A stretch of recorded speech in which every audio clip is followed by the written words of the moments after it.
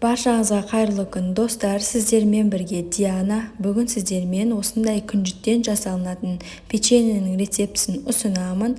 Қытырлақ, өте дәмді әрі пайдалы печеньенің рецептісін жасап көріңіздер. Сіздерге ұнайды деген ойдамын. Видеоны соңына дейін көріп, бірге дайындайық.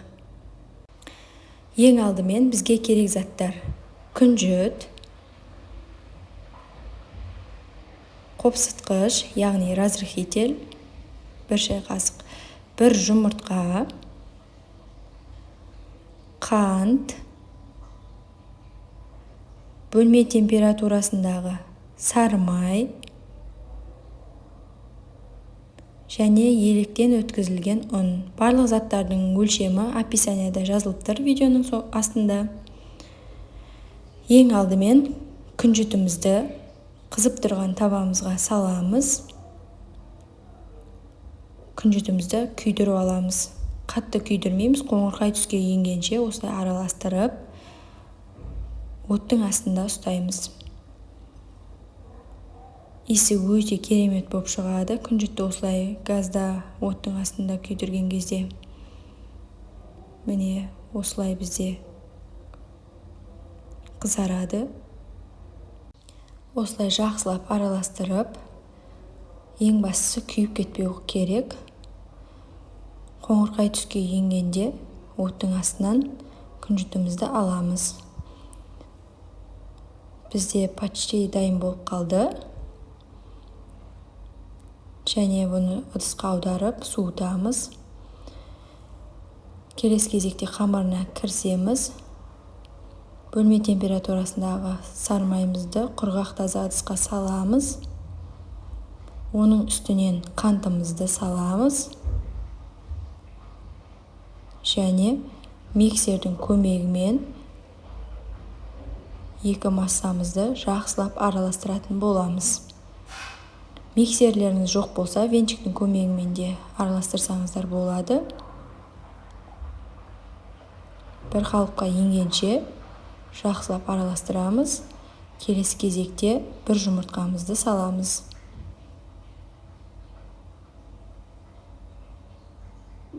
Және тағы да миксердің көмегімен бір қалыпқа келгенше массамыз бір-біріне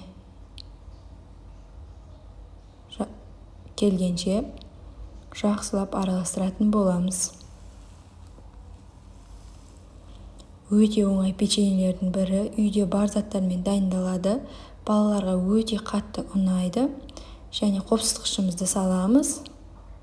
Оның үстінен ұнымызды саламыз. Електен өткізілген ұн болуы қажет. Силиконды таяқшаның көмегімен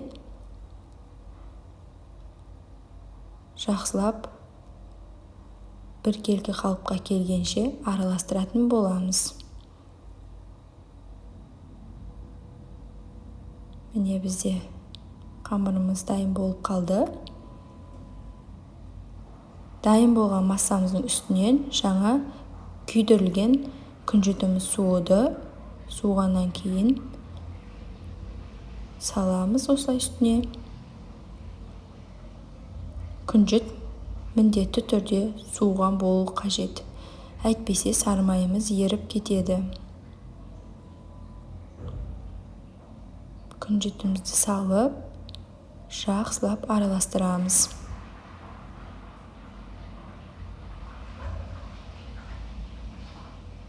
Бізде дайын болды массамыз.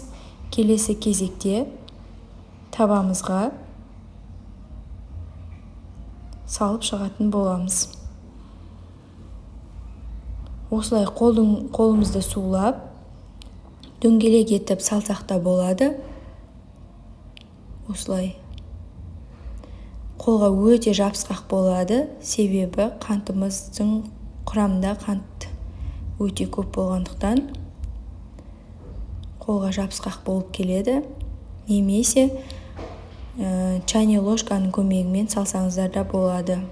Чайный ложкамен салсаңыздар, бірақ өте дөңгелек болып шықпайды. Формасы кішкене басқаша болады. Дөңгелек форма шығарғыларыңыз келмесе, осылай чайный ложканың көмегімен салып шықсаңыздар да болады.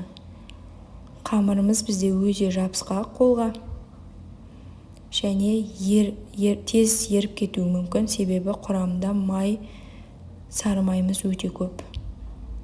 Міне біз барлық арасын алшақ-алшақ қылып саламыз, себебі печкаға салған кезде еріп кетеді. 180 градуста 10-15 минутта пісіп шығады.